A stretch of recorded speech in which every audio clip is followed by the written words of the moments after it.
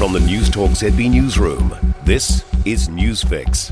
In this update, the Prime Minister's arrived in Malaysia, landing to a jam-packed diplomatic schedule. Senior political reporter Azaria Howe is there. A red carpet greeted the Prime Minister with military officials marching on either side of it in perfect synchronisation.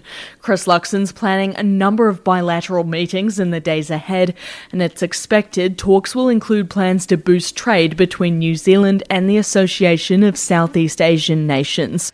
An economic partnership summit's being held later today as New Zealand celebrates 5 decades of ties with ASEAN.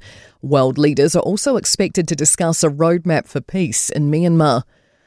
Labor Day's looking fairly tumultuous for most of the country, with wet and wild weather closing the long weekend. Met Service has issued orange heavy rain and strong wind warnings and watches for both islands today and tomorrow. Snow's forecast on some lower South Island roads. Meteorologist Tepe Makabutlane says those heading home on roads, skies and seas should take extra care. She says it's a wet day across the board and wind could make travelling hazardous. Heavier rain arrives in the North Island during the second half of the day, with thunderstorms possible for western areas as well as Northland. Police continue to investigate a fatal shooting in Manueka in Bay of Plenty's Tipoke. A man died yesterday after being admitted to hospital with a gunshot wound about 10:30 on Saturday morning. A homicide investigation's been launched.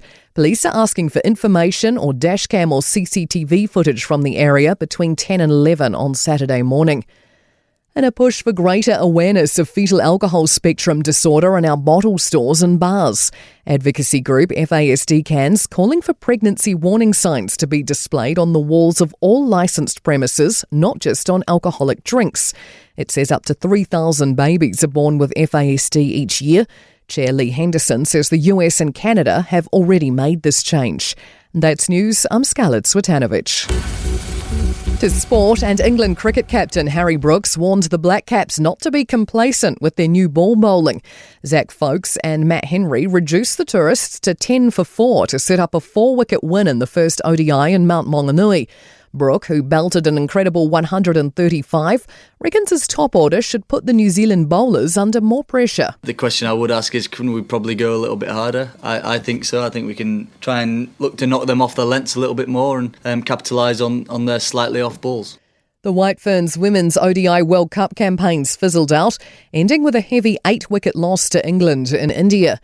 And Samoa's booked a Pacific Championships final berth after thumping Tonga 34-6 in Brisbane, despite a lightning storm forcing the teams into the sheds for 95 minutes. And that's news and sport. For more news, listen to Newstalk ZB live on iHeartRadio.